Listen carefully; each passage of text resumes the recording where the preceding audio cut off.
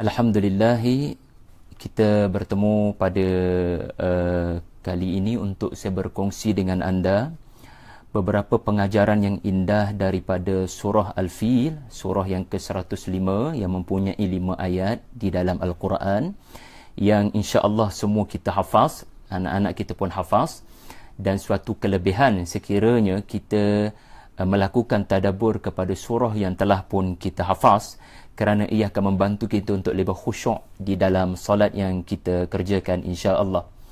Tuan-tuan yang dihormati dan dikasihi sekalian, surah Al-Fil sebenarnya adalah surah yang turun kepada Rasulullah sallallahu alaihi wasallam sebagai surah yang ke-19, iaitu surah yang turun selepas surah Al-Kafirun dan turun sebelum surah Al-Falaq. Dan surah ini kalau kita perhatikan, ia membawa kisah yang bersejarah yang disaksikan secara mutawatir, yang disaksikan secara live, yang disaksikan oleh semua mata-mata orang-orang Makkah, khususnya orang-orang tua Makkah yang ketika Rasulullah sallallahu alaihi wasallam diutuskan, mereka menyaksikan peristiwa ini dahulunya. Dan di dalam kitab-kitab tafsir anda akan mendapati para alim ulama mufassirun kita, semoga Allah mengganjari jasa mereka, telah mengemukakan sirah yang berlaku di sebalik peristiwa besar ini sampai mencecah 2-3 muka surat. Dan sangat penting untuk anda membelik ataupun just Google kisah bagaimana tentera Abrahah ini punca yang menyebabkan beliau mahu menyerang Makkah. Apa sebenarnya yang berlaku yang menyebabkan beliau mahu menyerang Makkah, dan apa berlaku dalam perancangan menuju ke Makkah tersebut. Saya tidak berhasrat untuk huraikan di sini kerana fokus saya adalah kepada ayat Allah Subhanahu wa taala. Namun penting untuk anda menghargai apa yang telah direkodkan di dalam sirah, kerana kisah ini adalah kisah yang telah direkodkan, diingati, disyairkan, dihafaz, disampaikan dari generasi ke generasi kepada bangsa Quraisy. Dia bukan macam cerita yang tak berlaku depan mata sebagaimana kaum-kaum sebelumnya, tetapi cerita ini telah dilihat dengan mata kepala mereka sendiri dan diwariskan cerita ini, maknanya dia mutawatir. Tidak ada seorang pun boleh mendustakan peristiwa ini benar-benar berlaku, dan dikatakan ya, peristiwa ini berlaku 50 hari sebelum Rasulullah sallallahu alaihi wasallam dilahirkan. Wallahu a'lam. Pendek kata, Siti Aminah radhiyallahu anha itu sudah syarat mengandung Rasulullah lebih kurang 7 bulan lebih. Kemudian satu perkara yang perlu kita ambil berat, walaupun peristiwa ini adalah peristiwa yang bersejarah yang telah dikupas dengan panjang lebar di dalam sirah, namun demikian satu kata-kata tadabbur yang indah daripada almarhum Dr. Muhammad Ratib An-Nabulsi, seorang ulama kelahiran Syria. Beliau, saya terjemahkan kepada anda satu kesimpulan penting kepada surah ini. Beliau menyatakan ini sebenarnya kisah. Ia hanyalah kisah sejarah. Kisah sejarah bagaimana Makkah didatangi oleh kuasa Allah, iaitu burung-burung yang memusnahkan tentera Abraha, yang dikatakan membawa gajah-gajah yang dibantu oleh Habasyah kerana atas nama Kristian, dan katanya 12 ekor lebih. Lalu beliau mengatakan hadhihi qissatun walakinnal Qur'anul Karim idza dzakara qissatun, apabila Al-Quran merakamkan sesuatu kisah yang ada di dalam sejarah, kisah sejarah banyak yang berlaku kepada orang Arab. Bahkan Nabi SAW sebelum menjadi Rasul pun dalam 40 tahun hayat baginda terlalu banyak kisah bersejarah. Namun ada tak babak sepanjang sebelum umur 40 itu yang dijadikan ayat Allah? Rasulullah meletakkan batu Hajarul Aswad di Kaabah selepas banjir besar, dan Nabi telah disepakati secara mutawatir juga bahawasanya inilah lelaki yang paling jujur, As-Sadiq Al-Amin. Itu tidak ada ayat Allah di dalam Al-Quran. Peristiwa itu, peristiwa meletakkan batu Hajarul Aswad tersebut. Tetapi peristiwa sebelum kelahiran Nabi ini, iaitu bagaimana Makkah dipelihara keselamatannya oleh Allah, ia telah menjadi ayat Allah. Lalu An-Nabulsi rahimahullah menyatakan, ia kisah sejarah benar, tetapi sekiranya kisah sejarah itu dirakamkan, disebutkan oleh Al-Quran, fayambaghi an takuna laha madlulat, maka hendaklah dianggap ia adalah satu peristiwa yang mempunyai bukti yang besar bahawasanya peristiwa ini marrar azmani wal ayyam. Ia adalah peristiwa yang akan terus berlaku, yang akan terus berulang, di mana peristiwa ini mempunyai pengajaran bagi menunjukkan ia adalah kisah yang akan berulang di mana-mana zaman, di mana-mana hari, di mana-mana lokasi. Maka perlulah kita memahami surah ini mengajar kita cara berinteraksi dengan kisah-kisah di dalam Al-Quran, bahawasanya ia bukanlah kisah untuk mengisi masa lapang, ia bukanlah kisah untuk menghiburkan pendengar, dan ia bukanlah sekadar kisah yang diriwayatkan sahaja. Hadhihi kulluha ahdaf, ia mempunyai matlamat. Bila namanya kisah Al-Quran, ia adalah kisah yang mempunyai nilai yang sangat mahal, tidak sebagaimana nilai kisah-kisah yang diletakkan oleh manusia yang nilainya murah dan ada kepentingan. Ini yang disebut oleh Nabulsi di kesimpulan surah ini. Juga perlu saya simpulkan juga, para alim ulama kita menyatakan surah ini, walaupun namanya Al-Fil, tetapi Al-Fil itu sendiri, nama surah itu sendiri menggambarkan kekuatan musuh-musuh Allah sepanjang zaman. Al-Fil, gajah itu adalah simbolik kepada kekuatan yang ada kepada musuh. Tentera yang tidak boleh ditumbangkan. Orang Arab tidak pernah berperang dengan tentera musuh yang membawa gajah. Paling hebat kuda. Jadi ini juga menggambarkan musuh yang sedang kamu akan hadapi, wahai pembaca surah Al-Fil, adalah musuh yang tidak boleh kamu jangkakan kekuatan mereka, dan kekuatan mereka seperti first impressionnya kamu tidak boleh untuk menghadapi mereka. Kerana orang Arab bila mendapat tahu Abrahah datang dengan beberapa ekor gajah, apa yang berlaku? Adakah mereka mahu bertempur secara berdepan, secara muwajahah? Tidak sama sekali. Mereka telah memutuskan untuk lari bersembunyi di gunung-gunung yang ada kerana ketakutan dengan Al-Fil.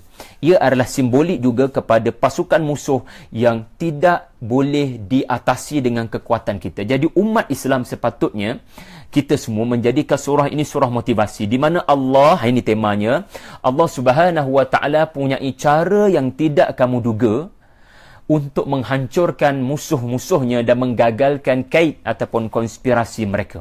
Jadi ini antara perkara yang ditemakan daripada surah ini. Sebelum saya bawa anda kepada satu persatu ayat-ayat Allah di dalam surah Al-Fil, kita perlu lihat kedudukan surah ini di dalam Al-Quran terlebih dahulu. Bahawasanya ia duduk di surah selepas surah Al-Humazah. Dan mengapa surah ini duduk selepas surah Al-Humazah? Di sini para alim ulama kita mengkaji munasabah ataupun hubungan yang ada antara surah sebelum dengan surah selepas. Lalu hikmahnya, hikmah tauqifinya, hikmah kedudukan surah ini diletakkan Allah Subhanahu wa taala selepas surah Al-Humazah, kerana dalam surah Al-Humazah Allah Subhanahu wa taala menyatakan bagaimana Allah menimpakan azab kepada seseorang yang mewah hidupnya, kaya raya, tetapi bersangka bahawasanya harta itu akan membantunya di lubang kubur ataupun di alam yang seterusnya. Lalu Allah gambarkan azab hutamah. Wa ma adraka mal hutamah. Lalu Allah gambarkan azab di akhirat nanti, neraka, dalam surah Al-Humazah.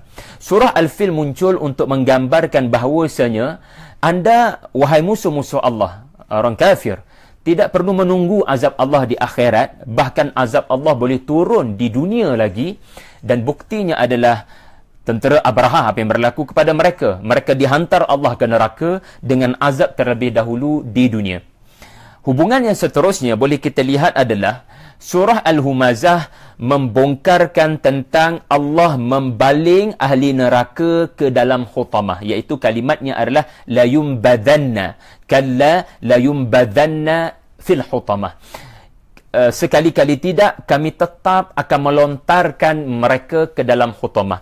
Jadi kalimat lontar ini, kalau kita nak dapatkan gambaran lontaran ataupun balingan ahli neraka ke dalam neraka, bagaimana sakitnya, bagaimana kesannya bila sudah sampai ke dasar neraka, kita akan ada gambaran melalui surah Al-Fil, kerana surah Al-Fil juga merakamkan wa arsala alaihim tayran ababil tarmihim, iaitu dibaling dari atas batu-batu. Jadi apa berlaku selepas balingan ini dilakukan oleh burung-burung yang diutuskan Allah, kita akan dapat gambaran melalui surah selepasnya.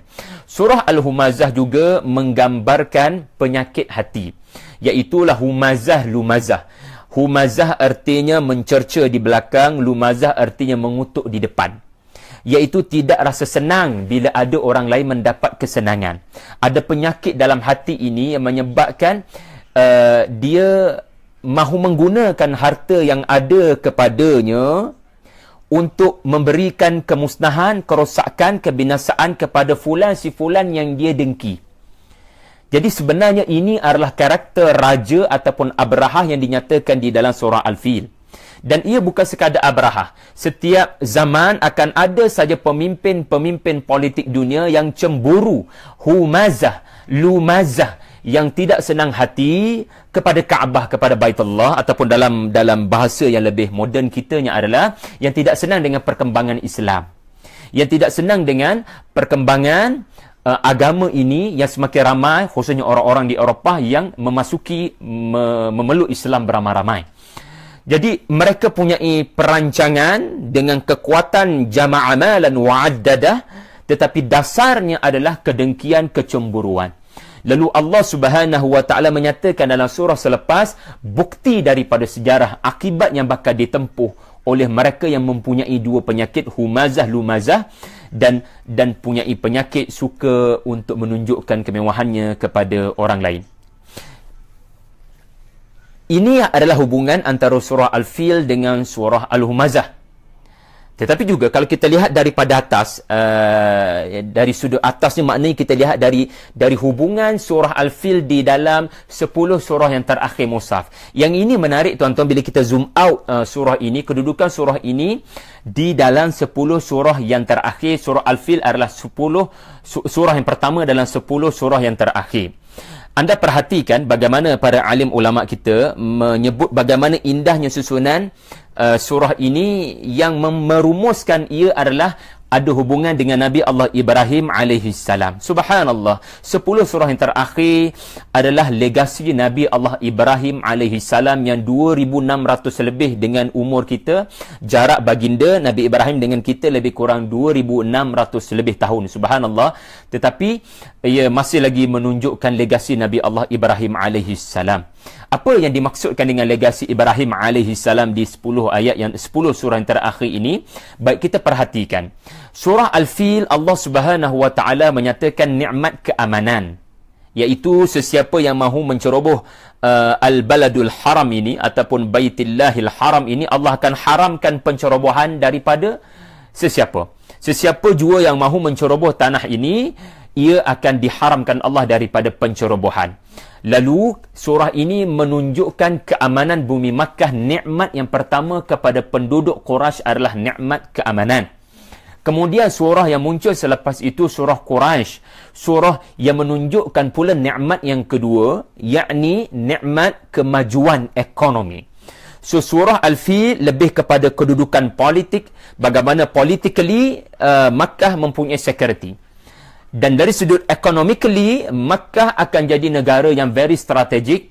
Makkah akan jadi sebuah negara yang mana kerana setiap tahun ada musim haji, dan kerana ia adalah sesuatu yang telah ditinggalkan negeri ini daripada Ismail alaihissalam, lalu Allah Ta'ala menyebut apa nikmat yang tidak dikurniakan kepada kabilah-kabilah di luar Makkah, iaitu pada musim sejuk, pada musim panas, mereka tetap boleh melakukan bisnes, ya, sampai ke Syam, sampai ke Yaman. Ila fihim rihlatash syita'i was-saif. Jadi inilah dua nikmat yang dikurniakan Allah kepada Quraisy, nikmat keamanan dan nikmat kemajuan. Anda bayangkan anda punyai keselamatan, rumah anda selamat, ada pagar rumah, ada security, tetapi pendapatan anda tidak ada ataupun anda dibuang kerja, bagaimana anda mahu survive? Rumah selamat tetapi tidak ada kemajuan, tidak boleh survive. Sama juga seseorang yang ada kemajuan, ada pendapatan, hartanya banyak, tetapi tidak ada keselamatan. Lalu dengan dua nikmat ini, falyabudu rabb hadzal bait. Sepatutnya orang-orang Quraisy menyembah Allah Subhanahu wa taala sahaja.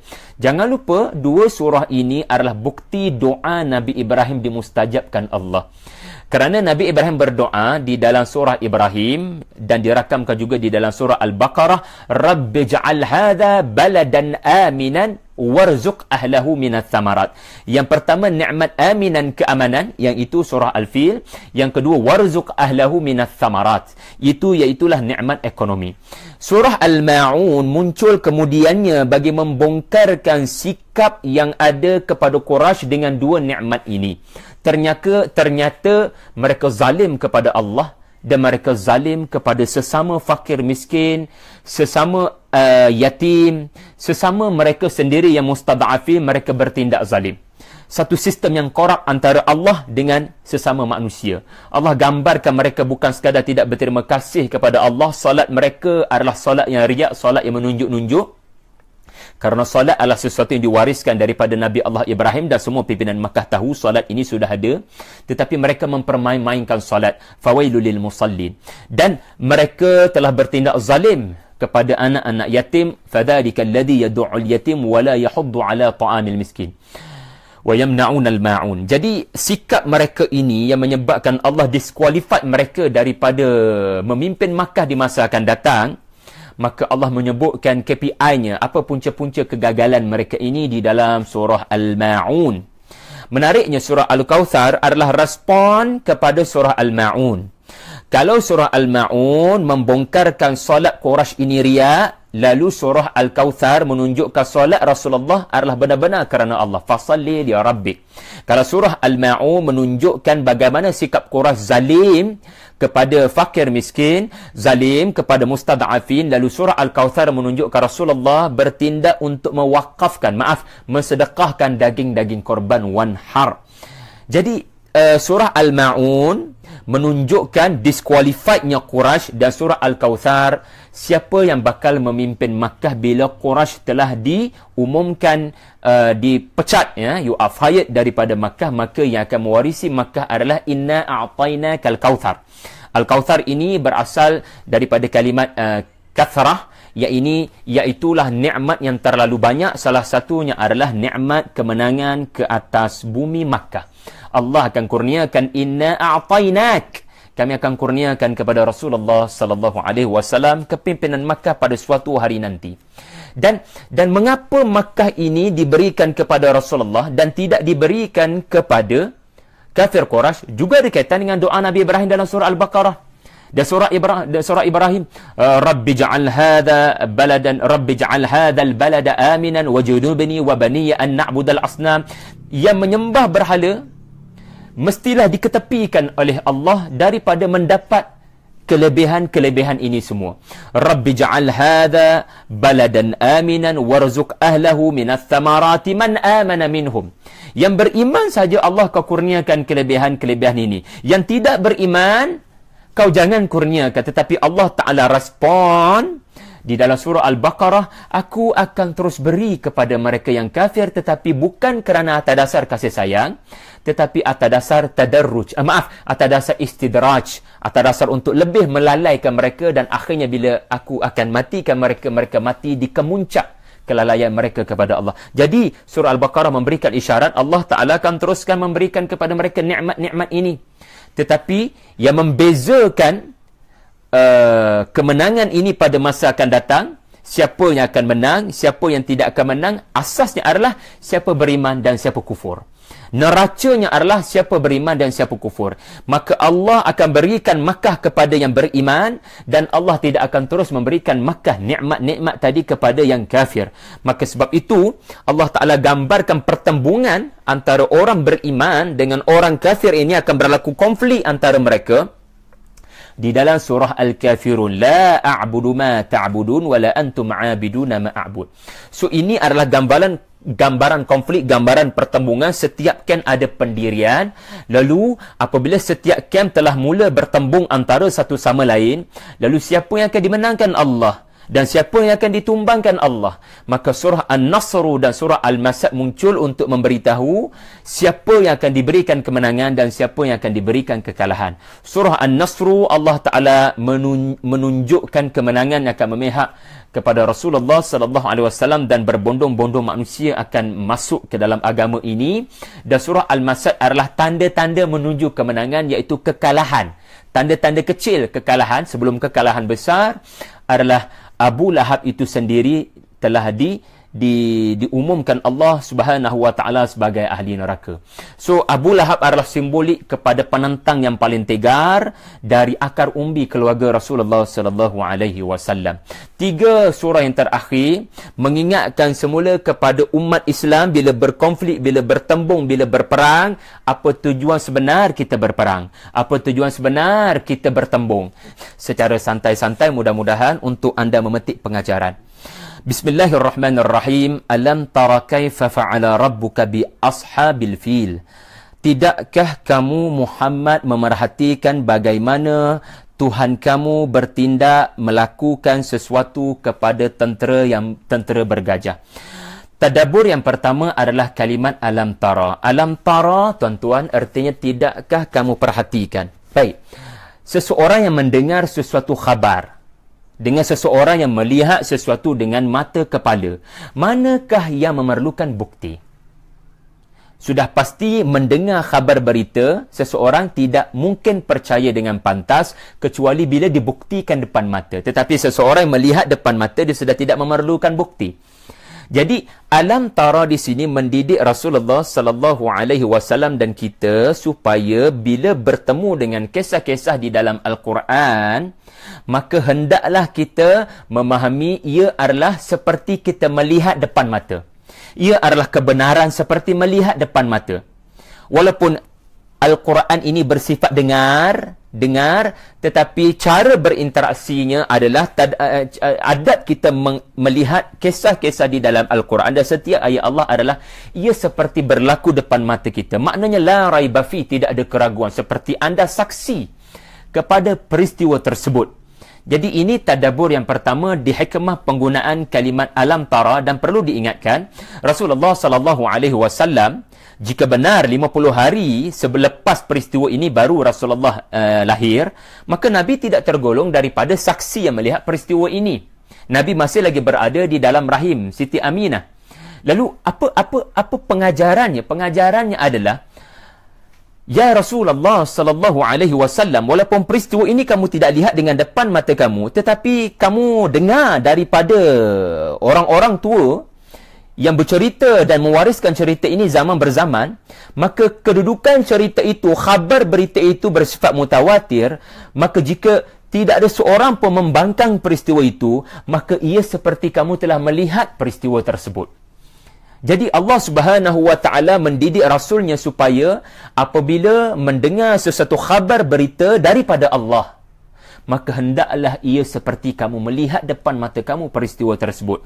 So perhatikan mana-mana kisah-kisah Al-Quran ataupun ayat-ayat Allah yang bermula dengan alam tara, dan bukan sebaliknya alam tasma', dan bukan sebaliknya alam ta'lam.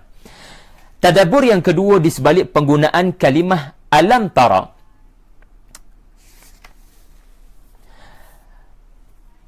Allah Subhanahu wa taala mensasarkan tara ini kepada Rasulullah, khitabnya kepada Rasulullah dan bukannya Quraisy. Kalau dihadapkan kisah ini kepada Quraisy, artinya alam tarauna. Alam tarau, maafkan saya, alam tarau. Awalam yarau. Maknanya ayat ini ditujukan kepada Rasulullah sallallahu alaihi wasallam. Lalu mengapa ya? Sedangkan peristiwa ini perlu diberi keperingatan kepada Quraisy. Tetapi Allah berdialog dengan Rasulullah. Muhammad, tidakkah kamu perhatikan? Mengapa tidakkah kamu semua memerhatikan ataupun mereka memerhatikan? Di sini dia mengajar sesuatu yang sangat halus, di mana para pendakwah jangan emosional, jangan kecewa sekiranya surah Al-Fil ini kamu terangkan pengajarannya, ataupun mana-mana ayat Allah kamu terangkan pengajarannya, orang tidak mahu mendengar. Dan terbukti Quraisy, kalau saya katakan tadi ini surah yang ke-19 turun kepada Nabi, maknanya 18 surah tidak memberikan kesan kepada Quraisy. Ia bukan menunjukkan kelemahan surah tersebut. Ia bukan menunjukkan Allah tidak tahu bagaimana cara untuk menghidupkan hati mereka atau memberikan mereka petunjuk. Jangan salah faham. Jangan beranggapan sedemikian. Ia menunjukkan betapa degil dan betapa orang-orang Quraisy ini tidak ada alasan untuk menentang dan menolak kamu, wahai Rasulullah. Sebab kalau kita perhatikan surah-surah yang turun sebelumnya, memang Allah Subhanahu Wa Taala menyerang dengan begitu menyakitkan. Contoh surah Al-Adiyat, surah At-Takatsur, surah Al-Ma'un. Ini senarai panjang surah-surah yang turun sebelum surah Al-Fil kepada Rasulullah. Memang attack harta benda Quraisy yang digunakan untuk tujuan tidak sepatutnya. Mereka berlagak, mereka menunjukkan harta benda mereka. Lalu surah ini adalah surah yang seterusnya, yang walaupun ketika Nabi SAW menyampaikan surah ini kepada Quraisy, tidak ada seorang pun Quraisy mengatakan Muhammad pendusta, kerana cerita ini bukan macam cerita yang Quraisy tidak pernah lihat. Cerita ni cerita benar berlaku di hadapan mata mereka. Para pimpinan Quraisy memang melihat peristiwa ini depan mata mereka. Mereka tidak mengatakan sekali-kali Rasulullah kadzab bila Nabi membacakan surah Al-Fil. Tetapi sedia dimaklumi, mereka tidak sedikit pun mengambil pengajaran tentang siapa sebenarnya yang telah menyelamatkan Makkah. Bukan berhala-berhala mereka. Tidak ada satu kuasa pun menjaga Makkah ketika mereka semua melari lintang pukang bersembunyi di balik gunung. Mereka tidak pernah mengambil pengajaran ini, dan bahkan mereka kembali menyembah berhala dan mencemari Baitullah dengan berhala-berhala mereka, sehinggalah Rasulullah sallallahu alaihi wasallam terpaksa diutuskan oleh Allah Subhanahu Wa Taala. Jadi pengajarannya adalah, ketika mereka mungkin tidak mengendahkan surah ini, alam tara, aku mahu kamu mengambil endah dan mengambil berat pengajaran surah ini. So, pendakwah belajar sesuatu, ada perkara yang kita boleh kawal, ada perkara yang kita tidak boleh kawal dalam perjuangan dakwah ini. So, Rasulullah diperintahkan oleh Allah untuk melakukan tadabbur kepada peristiwa ini. Bagaimana nak melakukan tadabbur kepada peristiwa ini? Bukan pergi dengar cerita itu daripada orang-orang Quraisy, berpadalah dengan apa yang bakal muncul dalam 5 ayat yang akan Allah Ta'ala Subhanahu Wa Ta'ala umumkan. Jadi bila Nabi tadabbur, Nabi mendapati surah ini turun kepada Nabi sebagai pembuktian Allah akan jaga Rasulullah. Allah akan jaga Rasulullah. Bagaimana kaifa? Alam tara kaifa? Bagaimana caranya? Jangan difikirkan. Ada cara Allah akan selamatkan Rasulullah. Sebab itu Allah Subhanahu Wa Ta'ala menggunakan kalimat Rabbuk. Allah Ta'ala menggunakan kalimat Rabbuka yang menghubungkan Rasulullah dengan peristiwa ini. Nabi tak ada ketika peristiwa ini berlaku, tetapi Nabi telah dihubungkan peristiwa ini dengan Rasulullah. Tuan-tuan, penggunaan kalimat Rabbuka menunjukkan peristiwa ini adalah bukti Allah ke atas kamu Muhammad, dia akan bertindak sebagai Rabb. Iaitulah apa dia? Rabb adalah, seringkali saya nyatakan Rabb artinya tuan kepada diri kamu. Dia memiliki kamu. Sesiapa tidak boleh mengambil kamu daripadanya. Kalau dia cuba menceroboh untuk mengambil kamu, tidak ada seorang pun akan mampu mengambil alih, merampas dia daripada kamu. Rabb juga berarti dia akan terus memelihara kamu, melindungi kamu, memberikan kamu perlindungan. Rabb juga berarti dia akan terus memberikan kasihan belas kepada kamu. So, Allah Subhanahu Wa Ta'ala tidak menyebut alam tara kaifa fa'ala Allah. Alam tara kaifa fa'ala Allah. Kerana Allah, bila kalimat Allah digunakan di dalam Al-Quran, ia menunjukkan authority, menunjukkan kekuatan, menunjukkan, mengumumkan kekuasaan yang tidak boleh dikalahkan oleh sesiapa. Tetapi dengan menggunakan hanya kalimat Rabbuk, bahkan tidak digunakan kalimat yang muncul di dalam surah selepasnya, iaitulah Rabb hadzal balad. Iaitulah kalimat yang muncul di dalam surah selepasnya, iaitulah Rabb hadzal balad. Rabb hadzal bait. Kenapa tidak alam tara kaifa fa'ala rabbu hadzal bait di dalam ayat yang menceritakan tentang keselamatan Makkah? Kerana Allah Subhanahu Wa Ta'ala fokuskan pengajaran surah ini adalah kepada pemeliharaan Allah. Kaifiatnya bagaimana? Jangan ditanya. Allah ada cara, dan surah ini akan membuktikan bagaimana alam tara kaifiat Allah Ta'ala memusnahkan musuh-musuhnya dengan cara yang tidak diduga. Jadi tuan-tuan, surah ini menyebut kalimat fa'ala. Fa'ala punyai perbezaan dengan amala. Fa'ala pun buat, amala pun buat.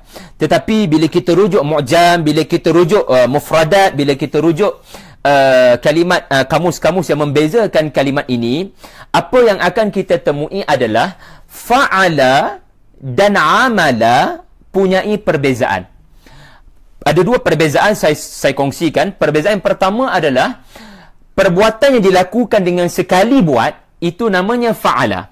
Sekali buat saja. Ini kalau dalam konteks manusia, sekali buat namanya fa'ala. Tetapi perbuatan yang konsisten berkali-kali, itu namanya amala. Jadi tuan-tuan akan tunaikan sembahyang asar sebentar lagi, itu namanya amal soleh, bukan fi'il soleh. Jadi sesuatu yang dilakukan dengan kerap, itu namanya amal. Tetapi sesuatu yang berlaku dengan sekali, itu namanya fa'ala. Lalu kenapa Allah umumkan fa'ala dan tidak umumkan amala, dan tidak ada sebarang perkataan amala dinisbahkan kepada Allah? Ini menunjukkan Allah tidak berkehendak untuk memusnahkan Ashabul Kahfi ini dengan proses yang berkali-kali. Ada plan B, ada plan C, seolah-olah menunjukkan plan A itu gagal, adanya control damage plan. Tak ada. Allah Subhanahu Wa Ta'ala bila dia memutuskan untuk musnahkan Ashabul Fil, sekali sebut kun fayakun, maka musnahlah mereka dengan gambarannya begitu mudah. Sebab itu di ayat yang pertama surah ini Allah sebut fa'ala, dan di ayat yang terakhir Allah menggunakan huruf fa. Huruf fa yang merujuk kepada proses yang berlaku dengan pantas. Dia berbeza dengan thumma. Thumma adalah proses kemudian berlaku selepas beberapa masa. Tetapi faja'alahum ka'asfin ma'kul, fa itu merujuk kepada proses yang begitu pantas, mungkin tidak sampai seminit, mungkin hanya beberapa saat. Bila mereka terkena sahaja balingan itu, dalam beberapa detik, dalam beberapa saat mereka bertukar menjadi asfin ma'kul. Jadi ini menggambarkan fa'ala. Sekali Allah Ta'ala ketuk mereka ini, terus musnah. Tidak perlu kepada perbuatan yang berkali-kali. Subhanallah. Fa'ala dan amala juga berbeza. Kalau kita refer Ar-Raghib Al-Asfahani, beliau mengatakan amala ni benda yang kita buat dengan niat, tetapi fa'ala ini benda yang kita buat tanpa niat. Itu dalam konteks manusia. Tapi untuk kita lebih mudah faham, dinisbahkan fa'ala ini kepada Allah Azza wa Jalla. Lebih kurang kita nak kata perbuatan yang kita ada niat ni, maknanya perbuatan itu adalah perbuatan yang benar-benar kita sengaja buat. Kita memang ada intention untuk buat. Tetapi fa'ala adalah perbuatan yang seperti tidak sengaja, perbuatan yang tidak ada dasarnya niat. Dalam bahasa lebih mudah faham, amala memerlukan usaha, perancangan. Fa'ala tidak memerlukan usaha. Jadi bila Allah nisbahkan fa'ala kepada dirinya, fa'alu lima yurid, maknanya bagi sisi Allah ia adalah proses yang mudah, tidak perlu kepada proses yang rumit. Subhanallah. Kemudian jangan lupa di dalam ayat yang pertama ini Allah Subhanahu wa Ta'ala menyebut ashab al-fil. Ini penting kerana nama surah ini diambil daripada kalimat ini, ashab, yang bersahabat. Kalau nak kata pemilik gajah, mereka tuan, dan gajah-gajah ini hanyalah pengangkutan mereka, maka kalimat yang lebih sesuai adalah alam tara kaifa fa'ala rabbuka bi arbabil fil. Bi arbabil fil, arbab pemilik kepada gajah-gajah ini. Tetapi Allah Ta'ala memilih kalimat ashab. Subhanallah. Di sini Al-Imam Fakhruddin menakalkan, ini menunjukkan mereka, yakni tentera Abrahah, musuh-musuh Allah Ta'ala ini, dengan Al-Fil, mereka punyai persamaan. Sebab sahabat ini maknanya mereka ada kerapatan. Mereka ada benda titik sama yang menyebabkan mereka rapat. Jadi Ar-Razi mengatakan, sifat yang ada kepada penyerang-penyerang Makkah ini, sifat mereka tidak banyak beza dengan binatang. Mereka ada bahimiyah, mereka ada perangai kebinatangan. Sudah tidak ada sifat intelektual. Kerana tidak logik kalau benar sirah mengatakan, dan kita anggap ia benar, hanya kerana seorang Arab buang najis besar dalam gereja Abraha, Lalu balasannya adalah Abrahah mahu musnahkan Makkah seluruhnya, genosid, mahu memusnahkan Kaabah secara khusus. Tak logik, hanya kerana diaibkan dengan buang air besar dalam gereja. Jadi ini menunjukkan mereka sudah tidak boleh berfikir dengan waras. Al-Fil juga merujuk kepada kekuatan ketenteraan yang tidak boleh diatasi oleh orang-orang Arab. Jadi tuan-tuan, surah ini sangat memotivasi satu pengajaran di mana Allah tidak menyebut nama Abraha, tetapi Allah menyebut simbolik kepada kekuatan militerinya. Jadi seseorang yang melihat surah ini daripada ayat pertama lagi sudah faham apa motif filem-filem Hollywood memaparkan kekuatan bala tentera yang mana kita tak pernah tengok pun jet begitu. Kita tak pernah tengok pun tentera darat begitu. Kita tak pernah tengok tentera laut begitu yang dimiliki oleh tentera Amerika Syarikat contohnya. Sentiasa ada propaganda dalam filem-filem mereka ini. Mereka cuba nak tunjukkan kekuatan mereka. Seharusnya mereka mengambil pengajaran daripada surah ini. Orang yang bangga dengan kekuatan gajah, akhirnya Allah musnahkan dengan cara yang paling mudah. Kemudian mari kita perhatikan pula ayat yang seterusnya.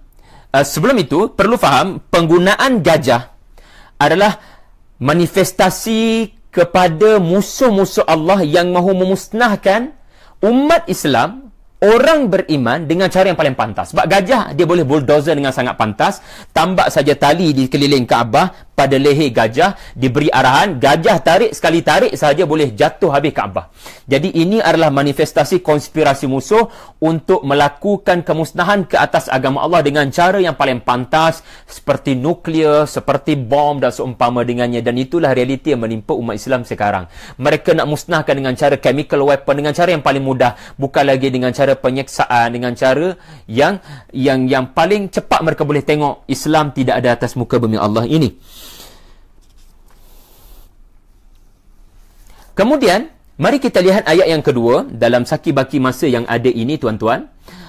Alam yaj'al kaidahum fi tadlil. Alam yaj'al kaidahum fi tadlil. Sebelum tu, kalau tuan-tuan ada soalan, boleh ajukan. Saya jenguk-jenguk terus di ruang yang ada ini. Alam di sini berulang kali kedua. Sila perhatikan alam berulang kali kedua. Ini menunjukkan apa? Kalau ayat pertama, tidakkah kamu perhatikan wahai Muhammad, dan sekarang tidakkah Allah, yakni dia, yaj'al kaidahum fi tadlil, menjadikan kaid mereka, perancangan sulit mereka menjadi tadlil, iaitu terjemahannya adalah sia-sia. Di sini menunjukkan kedegilan, gambaran kedegilan masyarakat yang dihadapkan dengan surah yang seterusnya nama Al-Fil, sampai Allah tanya dua kali, bukankah peristiwa ini begini-begini? Bukankah peristiwa ini begini-begini? Tetapi terbukti mereka tidak mengendahkan pun walaupun Allah bertanya dua kali untuk meminta bukti pengakuan daripada mereka. Maka fahamlah kenapa surah ini ketika mereka tidak mengendahkan, disasarkan hanya kepada Rasulullah sallallahu alaihi wasallam. Yaj'al kaidahum. Beri perhatian kepada kalimat kaid. Kaid artinya perancangan untuk menimpakan mudarat kepada fizikal batang tubuh seseorang dengan cara yang rahsia. Itu namanya kaid di dalam Al-Quran. Inna kaidakunna azim. Perancangan rahsia tidak diketahui untuk menimpakan sesuatu kepada batang tubuh seseorang ataupun batang tubuh sebuah negeri ataupun negara. Tetapi di dalam Al-Quran juga ada kalimat makar. Makar adalah sebahagian daripada kaid. Kaid ini secara umum, tetapi makar ni salah satu part and parcel. Makar ini adalah dia tidak membabitkan fizikal, dia hanya sekadar untuk memberikan pendustaan, untuk menimbulkan pendustaan. Orang sangka begini, tapi jadinya begini. Dipaparkan begini supaya orang tak nampak begini. Distraction. Jadi ini beza kalimat makar dengan kaid di dalam Al-Quran. Dan sekarang Allah menunjukkan kalimat yang digunakan adalah kaidahum, perancangan sulit mereka fi tadlil. Okey. Timbul soalan. Adakah perancangan Abraha mahu menyerang Kaabah adalah perancangan yang rahsia? Jawapannya, sirah memberitahu kita tidak ada rahsia. Abraha mengumumkan. Sehingga orang-orang Arab ada yang sudah surrender, memberi laluan supaya tidak diapa-apakan oleh Abraha. Mana mungkin orang-orang Arab lari sampai ke bukit belakang sana kalau tidak diumumkan lebih awal oleh Abraha. Tidak berlaku ambush, iaitu serangan secara mengejut. Lalu apa makna kaidahum di sini? Allahu Akbar. Ia sangat halus, tuan-tuan. Saya memetik apa yang disebut oleh para alim ulama kita. Banyak mufassir menyebut begini. Iaitulah Abraha, dia memberitahu kepada Makkah yang dia mahu memusnahkan Makkah dan Baitullah kerana balas dendam kepada apa yang telah dilakukan oleh Quraisy ke atas rumah ibadat dia di Yaman. So dia memberitahu benar dia mahu memusnahkan Makkah, tetapi ada benda dia tak beritahu. Ada benda dia tidak beritahu. Yang ni disebut kaid. Yang dia tidak beritahu sebenarnya, dia bina gereja tu atas dasar dengki cemburu dengan kekuatan Makkah. Kecemburuan itu atas dasar politik dan atas dasar ekonomi. Surah Al-Fil pasal politik, surah Quraisy pasal ekonomi. Kerana anda kalau faham historical background, Parsi dan Romawi bertembung, tengah-tengahnya adalah tanah Arab. Siapa cepat dia dapat. Lalu salah satu kuasa ini sentiasa mengintai peluang untuk merebut tanah Arab. Dan kekuatan tanah Arab tidak lain tidak bukan terletak pada Ummul Qura, iaitulah bumi Makkah. Kerana setiap kali musim haji, orang-orang akan datang untuk menziarahi. Dan di sinilah menyebabkan Quraisy buat bisnes jual berhala kononnya Tuhan untuk mereka mendapat kemewahan dan kekuatan harta. Jadi kita faham Yaman adalah wakil Najasyi, wakil Habsyah, wakil kerajaan Nasrani yang punyai hubungan dengan Romawi. Jadi, kecemburuan Abrahah ini adalah Makkah sangat kuat ekonomi kerana sentiasa datang orang, dan Makkah ini dia juga cemburu kerana punyai kekuatan politik namanya sentiasa disebutkan. Jadi yang cemburu ni Abrahah tak umumkan dalam press statement dia. So, setiap kenyataan pemimpin politik ini ada tersurat dan ada tersiratnya. Namun demikian, ada sesuatu yang lebih menarik yang dikongsikan oleh Ustaz Nu'man Ali Khan. Beliau mengatakan kaid ini sebenarnya Abrahah menyembunyikan peperangan ini sebenarnya atas dasar politik dan ekonomi, tetapi di mulutnya dia mengatakan perang ni atas dasar Kristian dalam ancaman, gereja telah diserang oleh orang-orang Arab. Mereka timbulkan sentimen agama. Pemimpin-pemimpin ini berperang atas nama apa disebut sebagai holy war, kononnya agama, tapi sebenarnya dalam hati mereka, mereka mahu minyak, mereka mahu tanah, mereka mahu politik, mereka mahu kekuatan ekonomi. Di sebalik Afghanistan ada minyak, di sebalik serangan ke atas Iraq ada minyak. Semua ini mereka tak sebut. Yang mereka sebut adalah agama sudah terancam itu dan ini. Jadi tuan-tuan, sebab itu menariknya, bila disebut sebegini, ia juga dikaitan dengan Quraisy. Kerana Quraisy juga sedang berdusta atas nama agama. Mereka disebutkan di dalam surah Al-Ma'un, ara'aita alladhi yukadzibu biddin. Mereka berdusta atas nama agama. Agama tak ada kaitan langsung dengan berperang. Agama mana mengajar dan mengajak berperang? Kristian tidak mengajak untuk menumpahkan darah. Atas dasar apa Abrahah mahu melakukan semua ini? Apa lesen yang diberikan oleh agamanya?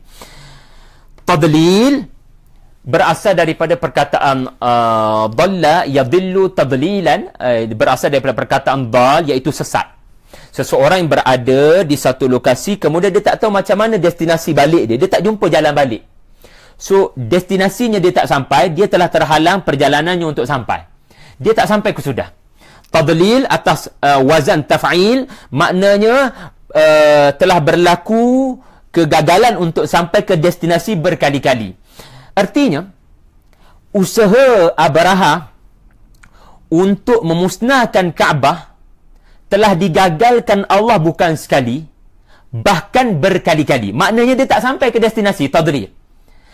Kalimat yaj'al, beri perhatian terlebih dahulu kepada kalimat yaj'al. Yaj'al ni, kenapa tidak, kalau ayat pertama, alam tara kaifa fa'ala rabbuka bil fil, alam tara kaifa fa'ala rabbuka bi ashabil fil, alam yaf'al. Kenapa tidak digunakan yaf'al? Kerana ayat pertama menggunakan fa'ala. Di sini antara definisi yaj'al adalah menukar sesuatu yang sedia ada kepada bentuk yang lain. Ini maksud yaj'al. Mengubah, transformasi dalam bahasa kita, mengubah sesuatu yang sedia ada, yang sudah stabil, kepada keadaan yang dimahukan. Ini maksud yaj'al.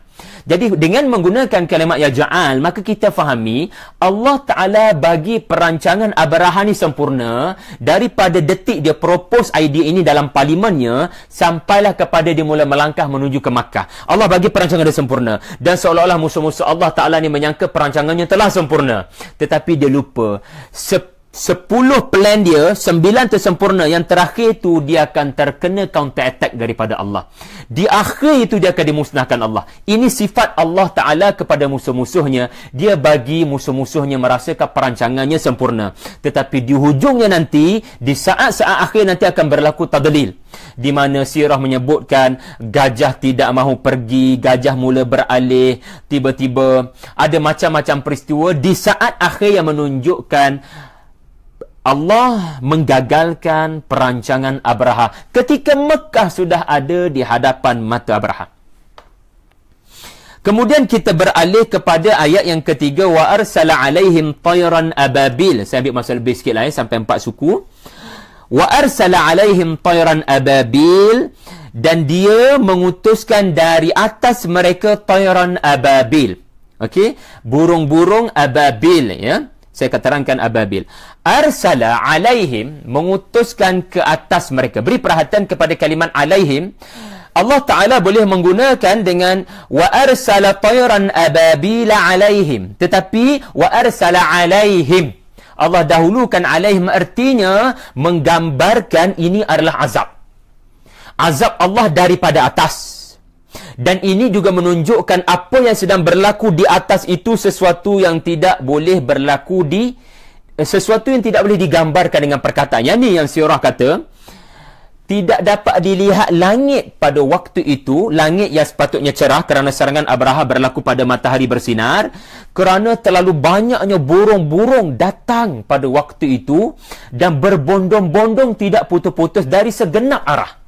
Dari segenap arah. Sehingga bila tengok ke langit, tak nampak langit. Yang nampak adalah kegelapan hasil daripada burung-burung yang terbang tidak berhenti-henti. Jadi alaihim di sini menunjukkan apa yang berlaku di atas itu sangat menakjubkan. Dan apa yang berlaku di atas itu adalah sesuatu bala bencana kepada Abraha dan konco-konconya. Dan menarik ya, bila Allah sebut anbiya, wa arsala idza arsalna ilah, Allah akan sebut ilah. Tetapi bila namanya azab, Allah sebut arsala ala. Arsala ala namanya azab. Arsala ila, kita mungkin boleh katakan arsala ilaihim, tetapi Allah guna alaihim.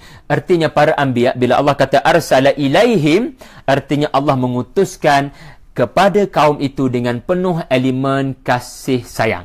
Ini maksud arsala ila kalau nak compare dengan arsala ala. Tayran, tuan-tuan. Tayran artinya burung dalam bentuk nakirah.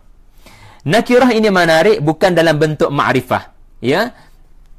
Ma'rifah artinya ada alif lam, iaitu burung itu. Tetapi tayran artinya nakirah, burung yang tidak ditentukan burung mana. Di sini ada sebab. Pertama, litta'zim, yang kedua littahkir. Okey. Litta'zim artinya apa? Litta'zim qudratillah. Bagi membesarkan kuasa Allah, maka digambarkan yang memusnahkan Abraha ini adalah burung. Seekor burung. Iaitu satu jenis burung. Ataupun satu jenis burung yang pelbagai spesies. Tapi yang penting jenis burung belaka. Artinya orang tertanya-tanya, apa yang memusnahkan Abraha? Adakah gajah lawan gajah? Adakah ribut taufan? Adakah banjir? Adakah gempa bumi? Tetapi bila ditanya, dijawabnya burung. Burung. Orang tak boleh terima burung yang kecil. Kalau kita pergi zoo pun, atas badan gajah tu ada burung. Burung dengan gajah ni boleh duduk sekali. Tak boleh digambarkan dengan perkataan burung boleh menghancurkan gajah dan tentera-tentera bergajah ini. Orang tak boleh nak bayangkan dengan perkataan burung yang begitu jinak di sisi manusia dan di sisi gajah. Tiba-tiba burung dihantar Allah. Cukup burung untuk menunjukkan kebesaran Allah Dia sangat berkuasa untuk memusnahkan hamba-Nya, dan juga litahqir, untuk menghina musuhnya ini. Tidak perlu diutus ke sesuatu yang besar, diutus ke sesuatu yang sangat halus, yang sangat kecil kepada manusia yang engkar kepadanya. Dan burung ini juga dalam bentuk nakirah juga, bagi menggambarkan tahkirnya adalah, maknanya apa? Apa yang memusnahkan Abraha? Burung. Burung apa? Burung. Burung apa? Burung. Jadi tidak disebut spesies burung apa. Kalau kita baca kitab tafsir, kita menghormati pendapat para alim ulama tafsir, memang disebut dengan perinci. Burung tu warna apa, sayapnya macam mana, kaki dia berbentuk apa, dia pegang batu tu macam mana. Wallahu alam. Kita katakan wallahu alam sebab kita tidak tahu, kecuali apa yang sirah beritahu, yang kita akui iman yang benar daripada Abdul Muttalib ataupun daripada sirah yang mana benar-benarlah. Tetapi asalnya Allah tidak menyebut spesies burung ini, tetapi Allah Ta'ala mengekalkan sifat tayaran dalam bentuk nakirah, artinya bagi menunjukkan kita tak tahu burung tu daripada mana. Kita tak tahu burung tu asal daripada mana, daripada laut mana, datang daripada tanah mana. Tapi burung itu telah dimusnahkan Allah. Dan dikatakan burung ini terbang dari arah kedatangan Abraha itu sendiri. Maknanya musuh yang datang dari arah yang tidak diduga oleh musuh-musuh Allah. Ababil bukan nama, tuan-tuan. Ababil bukan nama burung ni. Ababil, kenapa saya kata tidak nama kepada burung ini? Kerana di dalam bahasa Arab, dia mempunyai asalnya. Ababil dia tidak ada mufrad. Ababil ini memang kekal jamak, tidak ada mufrad. Ababil orang Arab guna kepada maksud pertama sekali sesuatu yang mempunyai pelbagai jenis. So contoh, anda buat ceramah, tiba-tiba masuk anak-anak, lepas tu masuk orang-orang tua, lepas tu masuk orang-orang dewasa. Bila ada pelbagai golongan ini, namanya ababil, ababil, ababil. Dan juga menunjukkan kedatangan golongan ini bermacam-macam gelombang. Gelombang pertama ramai orang, tiba-tiba ada gelombang kedua pula datang, kemudian ada gelombang ketiga. Orang Arab juga menyebut ia sebagai ababil, ababil. Kadang-kadang mereka ulang sampai 2 kali ababil, ababil, bagi menunjukkan kedatangan dalam keadaan bergelombang-gelombang dari pelbagai spesies. Jadi ini menggambarkan burung-burung ini datang, kita tak tahu daripada mana tayaran, tetapi sangat kecil, tetapi ia datang dari pelbagai arah, dan ia datang dari pelbagai spesies. Mungkin juga ia berarti ada pelbagai spesies, tetapi kedatangan tidak pernah putus. Mungkin proses ini berlaku 1 jam, 2 jam, wallahu alam, tetapi tidak putus. Satu burung jatuhkan batu, burung lain pula jatuhkan batu. Ini adalah ayat yang ketiga, subhanallah. Dan saya ingin kongsikan satu perkara yang saya lupa. Ayat pertama adalah tara. Ayat kedua adalah yaj'al. Ayat ketiga adalah arsala. Ayat yang keempat, ayat yang kelima, ja'ala. Anda perhatikan, orang belajar bahasa Arab, dia boleh membezakan tujuan penggunaan fi'il madhi dan fi'il mudhari' di dalam Al-Quran. Alam tara, ayat pertama, fi'il mudhari' tara. Allah tidak guna ma ra'aita, ara'aita. Ayat yang kedua, alam yaj'al. Allah Ta'ala tidak gunakan fi'il madhi, Allah Ta'ala gunakan mudhari'. Tetapi tiba-tiba berlakunya peralihan, iaitulah arsala fi'il madhi dan ja'ala adalah fi'il madhi. Pengajarannya di sini adalah, baik, bila Allah Subhanahu wa Ta'ala menggunakan tara dan yaj'al, ayat pertama dan ayat yang kedua, sila beri perhatian, kerana ia menunjukkan al-mudhari' listimrar wat-tajaddud wat-tahadduth. Ia menunjukkan peristiwa ini akan berulang dan akan berlaku pembaharuan. Maknanya apa? Peristiwa ini, bab kata An-Nabulsi tadi, peristiwa ini akan berulang. Dan ayat 1, ayat 2 adalah motivasi kepada seluruh umat Islam bahawasanya Allah ada cara untuk musnahkan mereka dengan ayat 1 dan ayat 2. Sentiasa pada setiap zaman Allah ada cara untuk musnahkan mereka, berbangga dengan teknologi ketenteraan untuk musnahkan agama Allah. Dan ayat yang kedua, Allah ada cara untuk tukar perancangan mereka menjadi tadlil, menjadi tak sampai ke sudah, menjadi rosak, menjadi binasa, menjadi sia-sia. Tetapi ayat 4, ayat 5, ayat 6, ayat 3, ayat 2, ayat 5, di mana Allah guna arsala, ja'ala, ini menunjukkan peristiwa ini dah berlalu. Kemusnahan yang menimpa mereka sangat teruk, sangat dahsyat. Keterukan dan kedahsyatan ini tak akan berulang pada masa akan datang. Maka dijadikan dia fi'il madhi. Makna betapa dahsyat dan tragis dan tersadisnya peristiwa ini, sampai Allah jadikan ia adalah satu perkara yang telah berlalu, tidak akan berulang. Tetapi tarmihim tarmihim, dan tidak dalam bentuk ramahum. Tarmihim menunjukkan juga ia akan berlaku dalam bentuk Allah akan jatuhkan sesuatu daripada atas, bantuan Allah daripada atas. Pada mana-mana zaman tentera Islam terkepung ke apa nanti, anda sendiri tahu bagaimana contoh yang paling mudah, Nabi Isa bin Maryam sendiri akan membantu pasukan Islam di Syria nanti insya-Allah, tetapi dia pun dalam bentuk dijatuhkan Allah daripada atas, ya, bukan jatuh gedebuk macam itulah, tetapi diturunkan daripada atas. Jadi ini antara keindahannya. Ayat yang keempat, tarmihim bihijaratin min sijil. Tarmihim bihijaratin min sijil. Okey, sebelum tu saya ingin memetik kata-kata almarhum Said Qutb rahimahullah, ya, supaya kita tidak terlalu saintifik bila berinteraksi dengan sesuatu yang namanya azab Allah. Kerana almarhum Muhammad Abduh rahimahullah, semoga Allah mengajari beliau mengatakan bahawasanya burung ini membawa wabak penyakit. Kerana bermulanya tersebarnya penyakit cacar, bisul-bisul seluruh tubuh sampai menyebabkan seseorang itu menderita sakit. Dia bermula di tanah Arab ini kerana datangnya virus ini daripada daripada tentera Abraha ni. Penyakit itu viral, penyakit itu tersebar. Tetapi ini adalah olahan yang seperti tidak memahami bahawasanya apa yang ditunjukkan Allah ini adalah sesuatu yang kaifa, yakni benda yang kamu tak boleh guna logik untuk perjelaskan bagaimana Allah bertindak. Jadi tuan-tuan, apabila Said Qutb memberikan komen, dia kata begini, kami memahami ayat ini bahawasanya berlaku satu peristiwa luar biasa yang tidak pernah berlaku sebelumnya kepada orang Arab. Diutuskan kepada mereka burung yang tidak pernah mereka lihat sebelum ini, membawa batu yang juga tidak pernah mereka lihat batu seperti itu, mengakibatkan akibat yang tidak pernah mereka lihat akibat seperti itu. Lalu kami tawakuf, kata Said Qutb, kami sama juga dengan Said Hawa rahimahullah dan beberapa ulama mufassir yang lain, lalu kami tidak membenarkan riwayat-riwayat yang menggambarkan bentuk dan rupa burung-burung itu dengan gambaran yang aneh dan berlebih-lebihan. Kita katakan wallahu a'lam, ya. Tetapi apa yang disebutkan di dalam surah, kita kata wallahu a'lam, mungkin betul, mungkin salah. Tak ada pertikaiannya pun. Yang penting yang kita risau adalah berlebih-lebihan dalam menggambarkan sesuatu, khususnya bila kita belik syair Arab jahiliyah. Baik, tarmihim bihijaratin min sijil. Rama, tarmihim berasal daripada kalimat rama. Rama ni tuan-tuan adalah sesuatu yang namanya kita baling. Baling ni dia memerlukan tenaga. Dia bukan jatuh ataupun alqa. Alqa ni jatuh. Bila kita jatuhkan sesuatu, dia tidak memerlukan tenaga, tetapi baling dia memerlukan tenaga. Ini satu maksud tarmihim. Ada tenaga ajaib yang diberikan Allah kepada burung ini menyebabkan balingan tu kuat. Lepas tu yang kedua, kita perlu faham, baling ini dia ada sasaran dia berbanding dengan kita jatuhkan.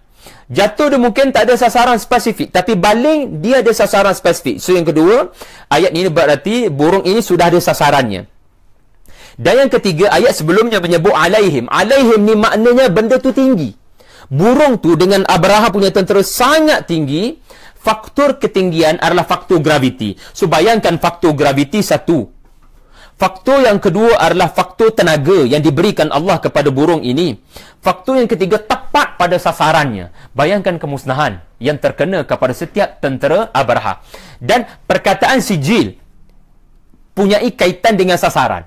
Tuan-tuan, sijil bukan batu daripada neraka. Walaupun mungkin kita fahami ia daripada neraka, tapi sebenarnya sijil dia adalah kalimat yang ada asalnya di dalam bahasa Arab. Dia asal daripada kalimat Parsi, tetapi dita'arifkan dia jadi bahasa Arab. Lalu ia merujuk kepada satu jenis tanah yang sudah keras, cracking. Bila tanah tu keras dah macam batu, ini menunjukkan tanah itu berasal daripada tempat yang matahari terik terang benderang sampai tanah tu jadi keras. Tanah liat tu jadi keras. So tanah keras ini orang Arab panggilnya sebagai sijil. Ya, sijil. Dan sijil inilah tanah yang disebut Allah sebanyak 3 kali di dalam Al-Quran termasuk Al-Fil. Dan lagi 2 kali Allah Ta'ala sebut merujuk kepada azab yang sama menimpa kaum Nabi Lut alaihi salam. Kaum Nabi Lut alaihi salam, kaum ini Allah Ta'ala sebut dalam surah Hud dan surah Al-Hijr. Allah Ta'ala juga mengutuskan kepada mereka sijil. Dan sijil juga, untuk saya kaitkan dengan sasaran tadi, sijil juga kalau kita tengok surah Al-Anbiya ayat 104, yauma natwis samaa'a katayyis sijili lil kutub. Hari kiamat nanti kami akan genggam langit dan kami akan lipat langit itu seperti kamu lipat sesuatu benda yang ada catatan. Kamu lipat kertas lah maksudnya. Kami akan lipat langit sebagaimana kamu lipat kertas yang ada catatan. Sebab tu kita panggil sijil pendaftaran, kan? Sebab benda tu ada nama kita, sijil tu. Jadi benda yang ada catatan, benda yang ada perkataan, benda yang ada nama anda di situ, itu namanya sijil. So, batu-batu ini telah tercatat musawwamatan min 'indi rabbik. Telah tercatat nama setiap sasaran. So, dia tak jatuh secara random. Tak ada satu batu jatuh secara random. Very well planned daripada Allah. Wa ma ramaita idh ramaita walakin Allah rama. Hijarah asal daripada perkataan hijr, sebab tu ada surah Al-Hijr, iaitu satu perkampungan daripada bukit pasir yang menyebabkan mereka duduk dalam tu terhalang. Hijr artinya halangan, yang terhalang, yang menyebabkan mereka terhalang daripada angin ataupun banjir. So, itu yang dimaksudkan dengan Ashabul Hijr. Hijr juga membentuk kalimat hujrah. Hujrah artinya apa ya tuan-tuan? Surah Al-Hujurat, bilik yang membina tabir, batasan supaya tak ada orang boleh menceroboh. So, bila Allah kata hijarah, kami utuskan batu yang menghalang kehendak Abrahah daripada memusnahkan Kaabah. Jadi ini dari sudut bahasanya. Kemudian kita beralih kepada ayat yang terakhir, subhanallah, faja'alahum ka'asfin ma'kul. Faja'alahum ka'asfin ma'kul. Ja'ala telah saya huraikan tadi, ka'asfin, lalu maka Allah dengan masa yang pantas telah menukar mereka dengan asbab batu tadi. Dengan asbab batu tadi yang diturunkan, yang dijatuhkan, yang dibaling oleh burung-burung tadi, mereka telah menjadi seperti apa? Allah tidak gambarkan bagaimana apa yang berlaku kepada mayat-mayat ini. Tetapi Allah Subhanahu wa taala, dia faham kita tak tengok peristiwa ni alam tara, kerana ayat pertama alam tara, Muhammad sallallahu alaihi wasallam tidak menyaksikan, tetapi ada benda yang boleh anda tengok sekarang, iaitu apa dia? Pergi cari daun, asfin artinya daun, wal habbu dzul asfi war raihan dalam surah Ar-Rahman, daun. Asaf juga merujuk kepada asif, iaitu angin. Maknanya daun yang telah ditiup angin lalu jatuh ke bawah tanah. Maknanya daun yang dah tak berapa, daun yang sudah rosak, daun yang sudah tidak lagi berfungsi, jatuh ke bawah jadi daun kuning, jadi daun kering. Lalu bila jatuh ke tanah, tunggu masa nak ditiupkan angin. Ini masuk asaf. Jadi anda pergi tengok daun kering yang jatuh ke bawah. Tengok ya, kita tak tahu peristiwa ni macam mana panorama mayat-mayatnya. Tidak ada 18 SG di dalam Al-Quran. Tetapi kita dibawa kepada perumpamaan. Lalu bila kita tengok daun-daun ini, bagaimana kita tengok daun-daun kering ni, daun-daun ini makul. Bukan daun kering, maafkan saya. Ada daun yang seperti ada bekas telah dimakan oleh binatang-binatang lain. Binatang ni dia akan makan daun yang sudah jatuh, dan daun-daun kering inilah dia akan jadi kering bila dia sudah tidak lagi dimakan oleh haiwan. Ini sebenarnya menggambarkan keadaan mayat-mayat tentera Abrahah. Mayat-mayat yang bergelimpangan ini sudah tidak boleh dibezakan yang mana daging manusia, yang mana bukan daging manusia. Kerana haiwan sendiri sudah tidak lagi berkeinginan untuk mendekati daging-daging ini. Betapa jijiknya keadaan mayat-mayat ini yang sudah koyak rabak, yang sudah hancur lumat, hanya kerana satu batu disasarkan kepada mereka oleh Allah melalui asbab burung. Subhanallah. Lalu mereka menjadi pecah, menjadi koyak rabak, menjadi apa yang disebut sebagai malahim, daging-daging bersepah. Jadi tuan-tuan, subhanallah, kalau kita melalui satu hadis Nabi, hadis malahim, hadis malhamah, hadis tentang peperangan ni besar yang akan menimpa umat Islam, tetapi umat Islam akan menang di akhir zaman. Peperangan itu dinamakan sebagai malahim, perang malhamah. Rasulullah umum sebagai malhamah. Kenapa dinamakan malhamah? Asal daripada perkataan laham, luhum, daging akan bersepah. Tetapi berita gembiranya bukan daging umat Islam, bukan daging orang beriman, daging mereka yang kafir harbi yang memerangi umat Islam. Persekutuan Romawi dalam hadis, Rasulullah sebut Romawi akhirnya akan khianat kepada umat Islam, dan mereka akan menyerang umat Islam, akan mengepung umat Islam, tetapi Allah akan menangkan pasukan muslimin di dalam peperangan besar ini. Allah akan turunkan Nabi Isa daripada atas, dan Nabi Isa akan berdoa, mereka akan dimusnahkan Allah hanya dengan bau Nabi Isa bin Maryam sahaja. Jadi tuan-tuan, bukan satu kebetulan Habsyi ataupun maafkan saya, Abraha juga berperang atas nama agama, tapi sebenarnya mengkhianati agama Nasrani mereka.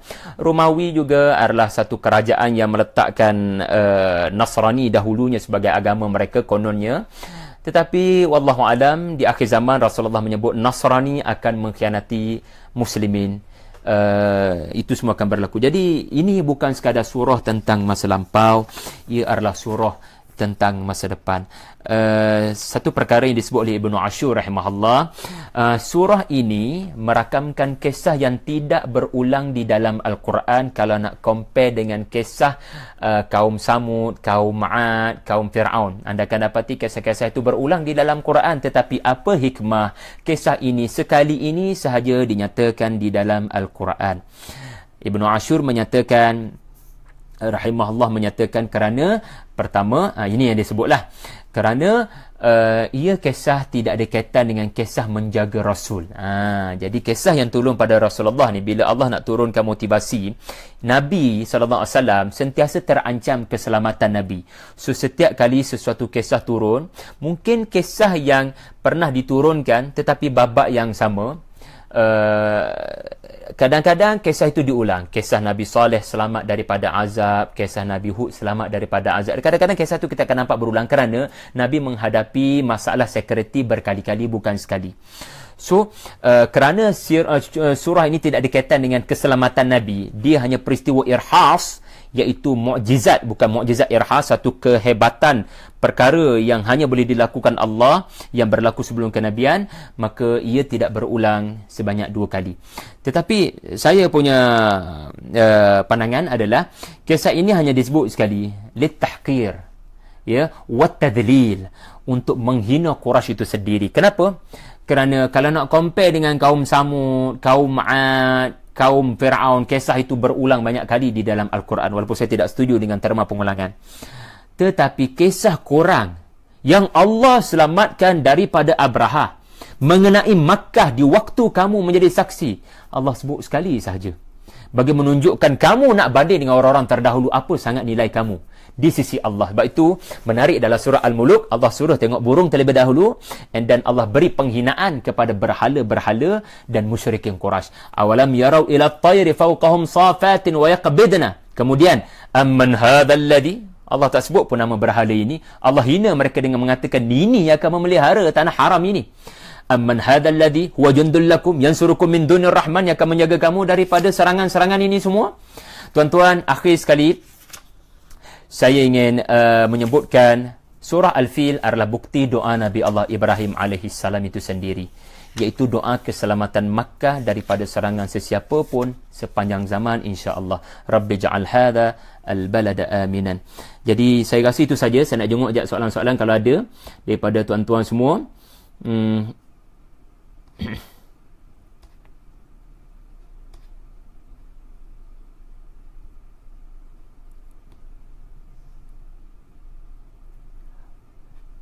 Okey, setakat ni tidak ada soalan lah daripada tuan-tuan. Yang ada cumalah komen-komen, dan terima kasih atas tuan-tuan yang sedia berkongsi tentang komen, pandangan. Jangan lupa untuk share video ini kepada kawan-kawan kita yang lain supaya mereka lebih tadabbur surah yang mereka hafal, dan khususnya kepada anak-anak kita, insya-Allah. Qul qouli hadza wa astaghfirullah li wa lakum wa billahi taufiq wal hidayah. Wassalamualaikum warahmatullahi wabarakatuh.